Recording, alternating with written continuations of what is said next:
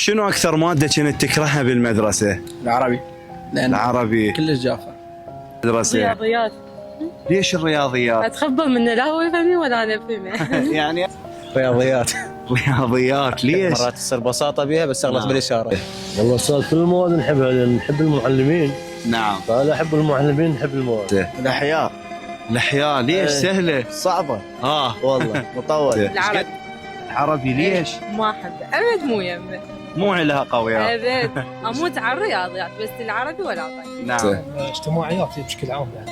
اجتماعيات. لأن ماده حفظيه ودرخيه نعم. ما تقدر مو علاقه وياها خلاص. ابد. ايش قد كانت درجاتك بيها؟ يعني نجاح. انا اول شيء مدرس، ما شاء الله. إيه.